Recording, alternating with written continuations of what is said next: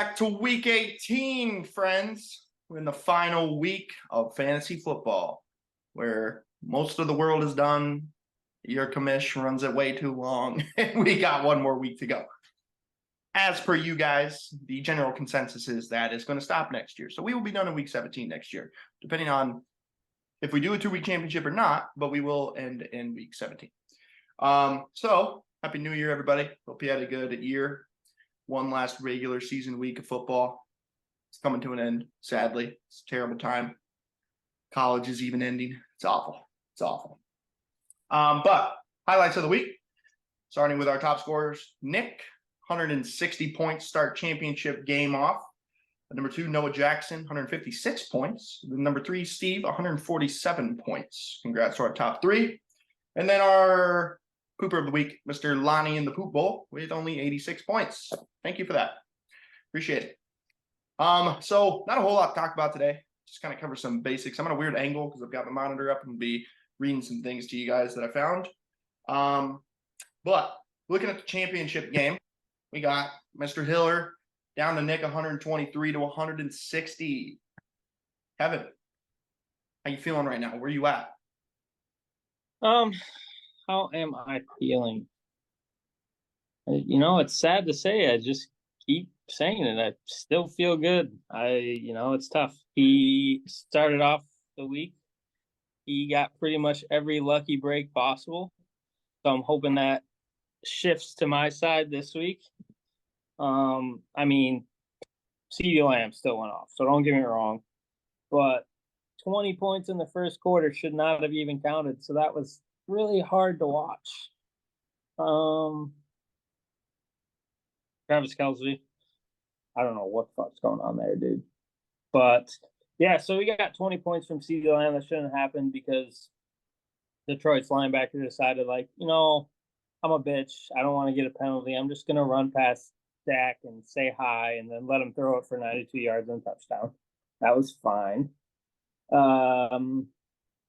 Pacheco getting concussed on Monday. I don't think I've seen a single player get concussed this year and play that week. 6 days. So 6 days. Good to see. And then he got super lucky, but at the same time, A-Chain still had to show up, and he did. Like Mostert all week, ready to go, ready to play. And then Saturday randomly got ruled out. So I was hoping for a bust from A-Chain, but when he got the lead role, I knew he was getting at least 15. So he ended up doing really well. I did get lucky with Zeke sneaking in again last second, finding the end zone. So that was super helpful. Kieran did his thing, 3 touchdowns. AJ Brown, the Eagles and the Chiefs are just, I don't know what's happening. So that hurt. But yeah, going into next week, well, I guess this week, I feel solid because I have 1, 2, 3, 4, 5, 6 guys that I know are playing for something. So I feel good about that at least. My plan is pretty much put up 200 or put up 50. I'm going high upside 0-4 because that's pretty much all I can do at this point. Nick's got a couple guys that may not play because they can't go anywhere in real life playoff standing. So keep an eye on that. Obviously, he's going to have CD again because they still have something to play for. So he'll probably put up, I think they have Carolina. So hopefully they just run up the score early. Then I ain't got to worry about CD doing anything. Michael still play because they got to make playoffs. Hopefully Mostert's back. Kelce and Pacheco and Stafford are the ones I'm going to keep my eyes on. They are very potential sitting because Kansas City can't go anywhere. Stafford can be the 6th or the 7th seed, but I honestly think at this point Rams would rather lose and play the fucking Eagles. So they might just sit everyone, which wouldn't be good for me either because I have Kupp and Kieran. But it's going to be an interesting week. I got some people that I'm looking for, and we'll see what we can do. All right. Awesome. Sure, Nick will give his thoughts once he watches the video. My thought, Mike Evans, 3 for 4, only 70 yards, no touchdown. Fuck Mike Evans. I stand true to it. Third place battle, still Zach and Steve. Steve projected 260, Zach projected 204. Just talking to Kevin about this. I don't know if I can change it, but I'm going to try. Don't really see a need for third and ninth place positions to be 2 weeks long. Probably could have ended last week. Just a keynote there. Football championship. I took week 1, 119 to 86, even with a very disgusting play from Will Levis, minus 1.6. Still able to do something, still able to come on top. I was a little worried to begin. I'm not going to lie to you. I was projected down, I think, 40% to 60% at one point in terms of projections. But, even with Dak Prescott, almost getting 30 points, Cole Kmet put up 0. Beautiful. Lonnie's players kind of underperformed. Antonio Gibson, 4 points. Rashid Shaheed, 2 points. Hopkins only 10. Swift only 7. So I kind of caught a break. Warren putting up 17 for me. Reed putting up 23 for me. Take that any day. Pickens still on the bench with a decent amount of points. Decided to play Jaguars going to the championship. They got me 32 points, so pretty happy there. But overall, kind of looking for a quarterback now. But we'll get her figured out. Confident. Currently projected to win 218 to 200, so probably going to be a close one either way. But Lonnie, I might let you have this trophy. Ninth place, we have Garrett. Noah won 156 to 133. Garrett is projected to lose 245 to 286. But even with that, we still have a Lamar. What's that? I didn't realize Lamar was that high in points. Yeah, because I played him in DraftKings this week and he got me like 32, but I didn't realize he got. Yeah, I didn't either. 50 bomber. Look at you, Garrett. The rest of the team just not able to hang in there apparently. Sorry, buddy. But yeah, so those are kind of what we're looking at going into next week. Of course, we're gonna have people not playing, so should be interesting in that sense. One thing, real quick. I have started doing some end of year player evaluations. I decided to start it a little bit earlier than I was originally planning to, just because I know that once fantasy's over, typically people kind of shut it off for the season. So I'm trying to get that in before people completely forget about us. Oh my God, I forgot to show it. Repping the CJ Stroud today. CJ Stroud, I bet Kevin's thrilled right now. Because he needs all the work. Not thrilled that you're wearing it because you suck at weekly pick'ems when it comes to breakout, and you're wearing that. So hey, I'm not picking anything. I just had to show off the jersey. How'd Denzel Ward do last week? Pretty good. All right. So who knows? Who knows? I wouldn't mind point performance from CJ. I'm sure you wouldn't. I'll be cheering for CJ, that's for sure. Unfortunately, I have to cheer for something because my team is a absolute disaster. Yeah. So with that, getting really close to crowning our champion and our Poop Bowl champion. Let me see something real quick. Really not a whole lot going on our end. Didn't really have a guest tonight. Didn't really feel the need to have one.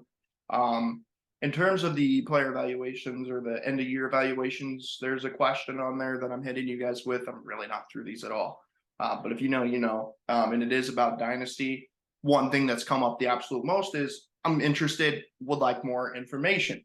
So I did some digging, done a little bit of preparation, trying to figure it out myself.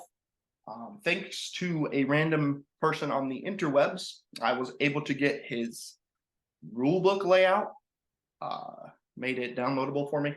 So I was kind of just reading through it, getting an idea of outside. Obviously, there's like a key factor of, you keep your freaking team, and there's the rookie draft, and there's the whatever else, which I think everybody understands. But in terms of like how things break down and how important it is with the rules is what I've kind of been reading. I just wanted to pull them up and read them a little bit just to give us some more information. I would preferably like to stick to a 12 team, ideally. A lot of what I found is a lot of dynasties actually go 12 or 14. I will not be doing a 14. I think it's too many people. I think a lot of people in here agree. I think 14 is way too many people, even for a dynasty. Because, and on top of that, while we may nick defenses and kickers for dynasty, we actually most likely will be adding a third flex if we go dynasty. Sorry, Nick. But that's just the case. I know Nick is one that is big on one person. So to give you an idea of waivers, daily waivers will occur. I mean, and this is just the rules of this guy. Like I can change it, but Sundays waivers will be open to add players. So in this dynasty league, there's a lot of extra money and charges that go into it. They also play at like a much higher rate. I mean, they play $30 per season, but they play like $100 for like waiver resets and stuff. So don't exactly, they play with some money for sure. But he also allows like 5 IR spots, including COVID, which is pretty hefty. I'm not sure how like beneficial that is to dynasty. I think it's massively beneficial. I do think it needs to be, if we do a dynasty, I do think it needs to be expanded because, for instance, you draft Nick Chubb, Joe Burrow, and who else is on the season ending IR? Whatever. You draft 3 people's on IR, right? That's your dynasty. So that's the team you're always going to stick with. If you only have 2 IR spots, you're going to fucking drop Nick Chubb. I mean, what are you going to do? No, that's true. That is true. That makes a good point. So pretty solid rule, I'd say. I mean, I don't know anything about this dude or his league, but his rules seem very interesting. They're very in depth. One thing he recommended was literally having like a whole like a doc rule book. It's about 4 or 5 pages long, just so that when issues come up, he says he gets into those situations where a lot of issues or questions come up about the league. He literally has a set rule, and he even has it like parentheses on when the rule changes happen. Basically, kind of tracks the league changes. So their trade deadline is week 12.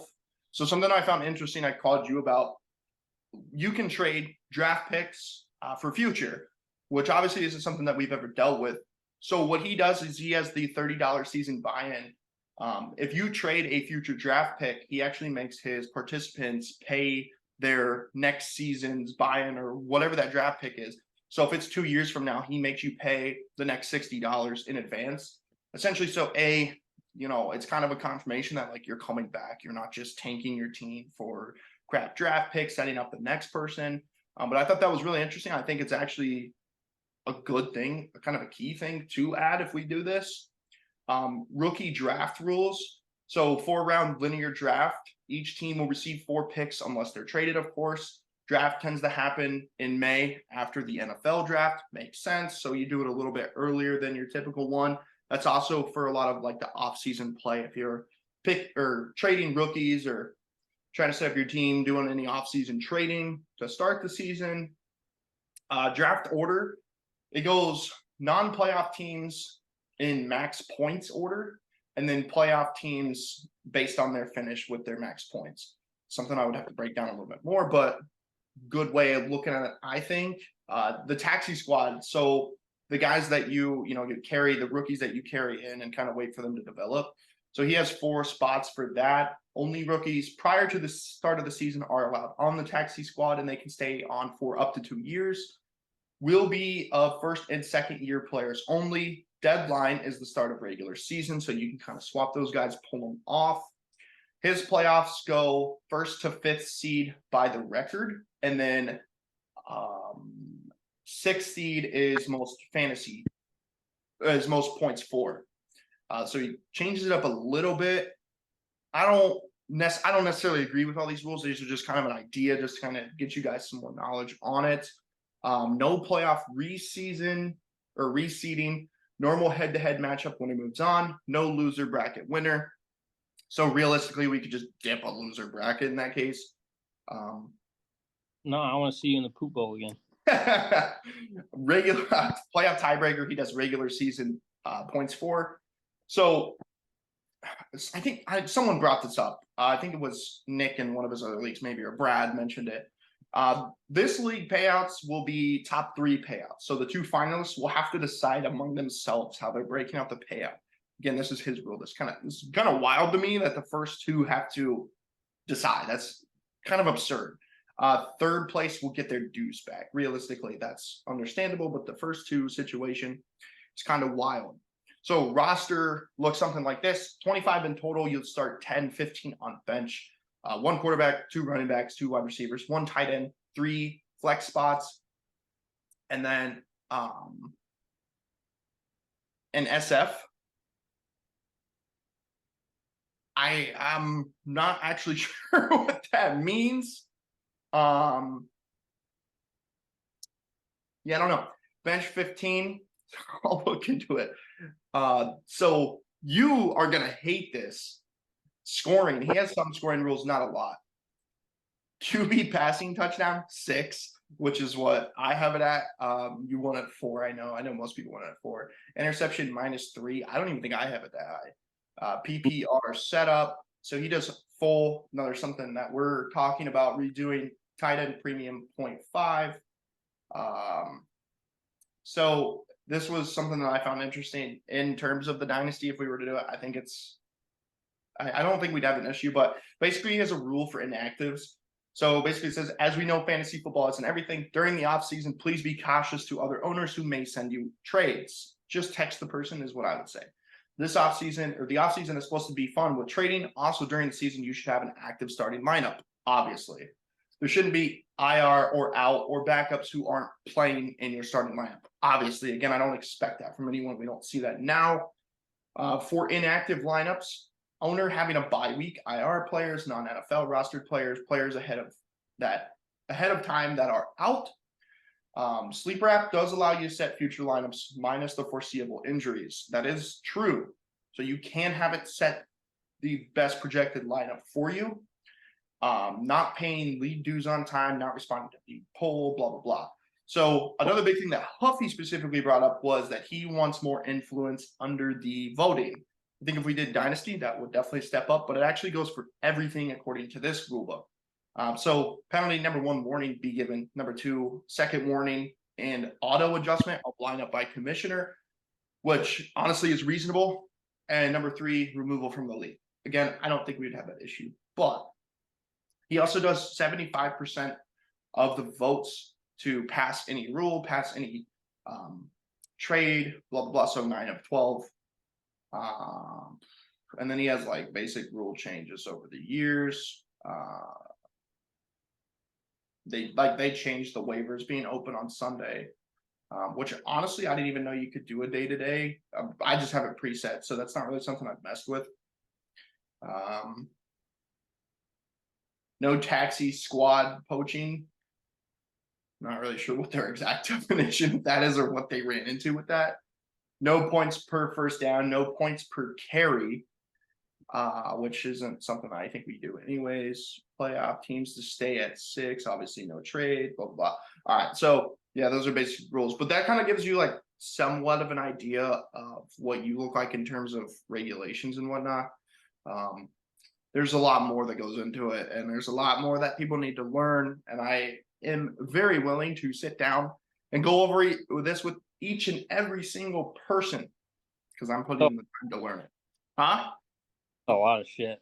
Yeah, it is. But sets a good guideline, I think, especially something this big. And then another thing that they do as well, which I mentioned last week, I think, is like I can't remember what it's called already, but it's the thing where we have like a portal.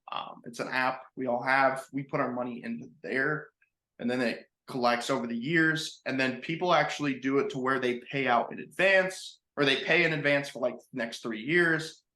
That way, if somebody dips or something, their money's locked and ready to go for that squad.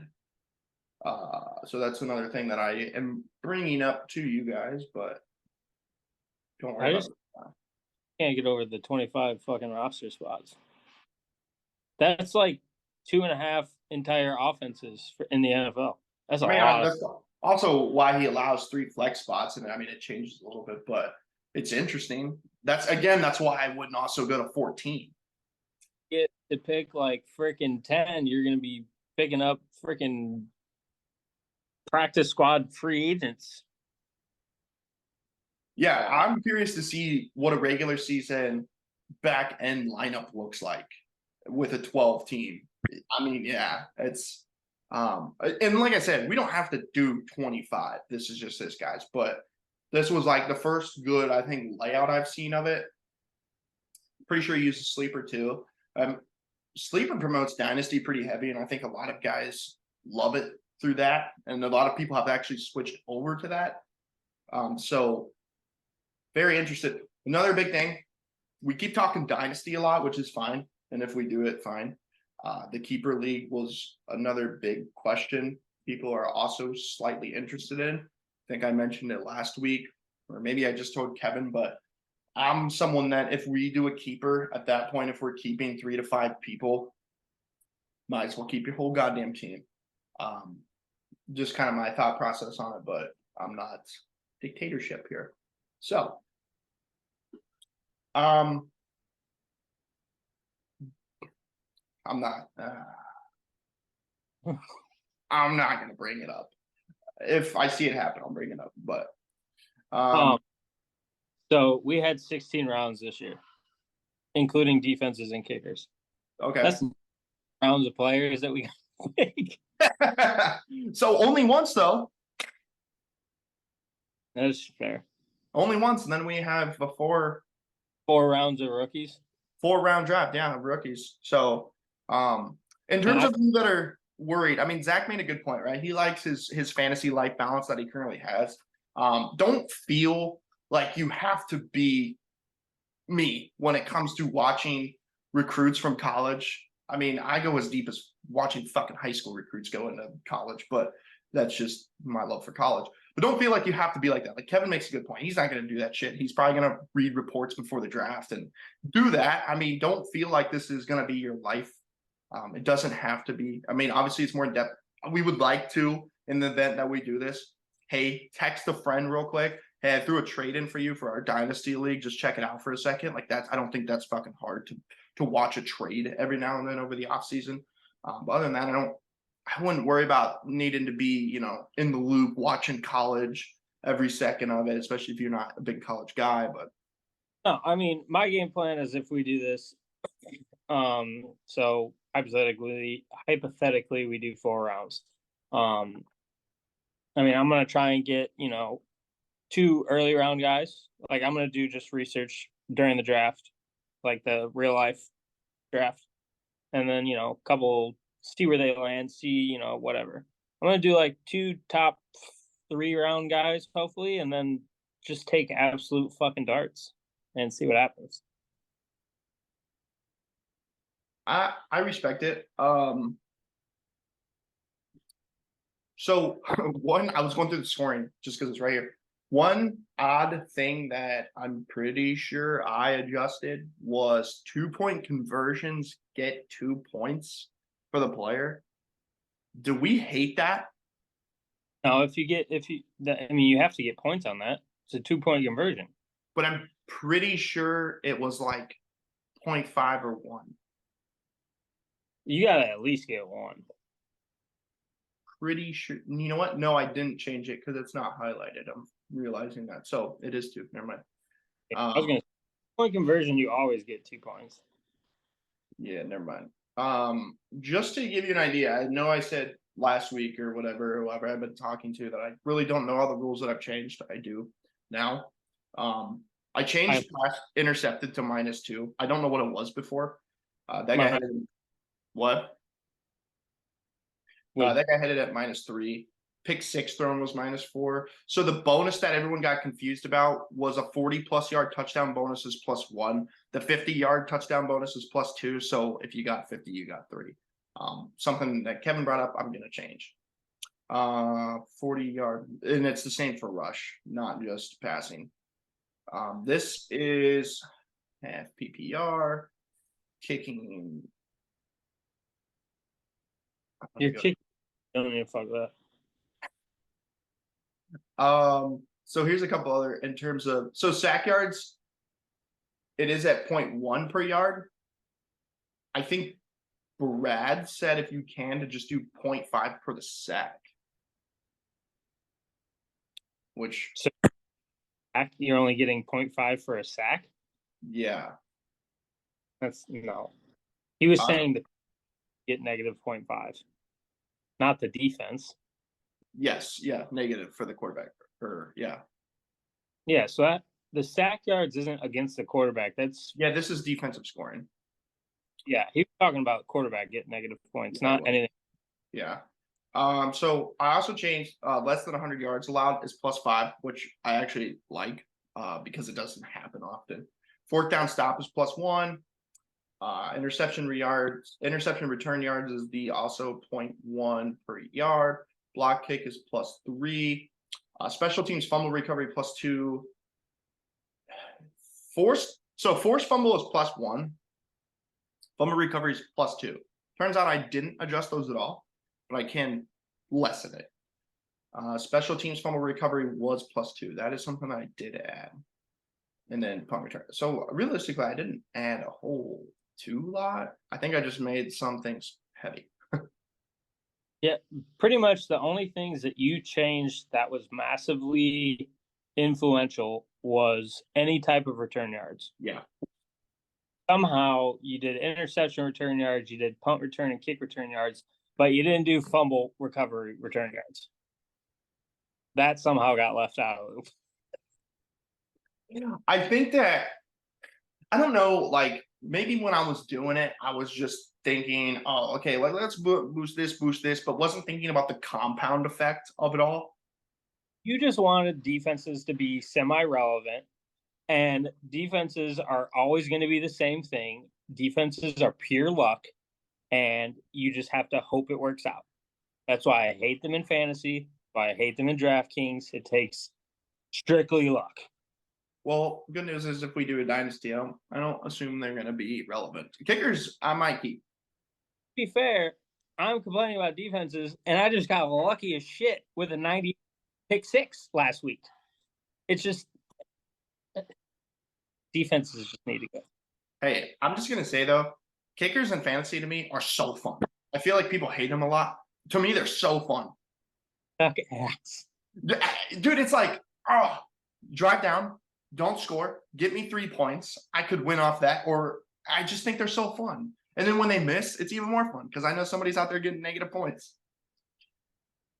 Outside of like freaking Justin Tucker and the freaking dude from Dallas, like they all suck. The dude from mine, Aubrey, Sucked ass this year too. And he was the GOAT his rookie year. who did? Pearson from Yeah. Big Dick McPherson. Yeah. Man, I'm looking at this. I'm projected to lose now. Overall? Yeah. You suck. Fine, because I have a quarterback getting 0 points in there right now. Quarterback getting 0, wide receiver. Receiver getting 0. Yeah, whatever. It'll change. Don't worry, Lonnie. It'll change. So up 30 with -2 at quarterback is insane. Hey, I will take it. I will take it. You know, it is kind of a shame because Dak played his heart out. Will Levis just played harder. Yeah, whatever. Fucking Dak shouldn't have won that game, so it doesn't matter. You are correcto manifesto. Did you see that ref, the head ref from that game, basically saying, backing himself up, saying, you know, it's the Lions' fault. They didn't do it. You know, basically saying, who are you going to believe? The shit Lions or me? Like, look at my NFL reffing record versus their overall, you know, team record throughout the years. Like back, I mean, he was standing his ground, man. But what a shit situation that was. Everyone keeps talking about that play and then the tripping play on that dirty ass defensive end from Michigan for Detroit. Dirty fucking player. Everyone keeps plays, but none of them matter. Yeah. If Detroit linebacker would have fucking punched Dak in the face in the end zone, they get a safety. Dallas doesn't score a touchdown. You win. Just tackle the quarterback. Well, if somebody didn't want to have the biggest balls on earth and would have just kicked the fucking field goal after they got screwed, then we'd be having a whole different conversation probably. But Fair. In case Bowers just declared for the draft. Really? Or just had it in. Awesome. Apparently he's the next Sam Laporta. I mean, he's good in college, but we'll see. We'll see. Not everybody makes it in the league, boy. You're coming from Georgia. He's going to make the league. Whether he'll be good, I don't know. Well, I mean, that's making it in the league. You might make it to the league, but are you going to make it in the league? All right. That's really all I had. Just kind of going over some of that stuff, giving you guys some more information. I'm going to be contacting you, each and every one of you. I would really like to do a call for your evaluation. It's a lot easier. Ask Zach. But do what it is. Text you if I need to. Gonna go through them all, get everything organized, get it set up for the end of the year. Still working on a end of the year charade somewhere, somehow, somewhen. Don't know what I'm gonna do it yet. Haven't decided. But you got anything else to add for us tonight? Good luck, Nick. We'll see if I can make the comeback. It's going to be beautiful. Good luck to you, Lonnie. Get you back hardware. Good luck to the rest of you still playing. If you're not playing, sorry. Hope you're enjoying the matchups that we have going on. And we'll see you guys next week for our recap of the season.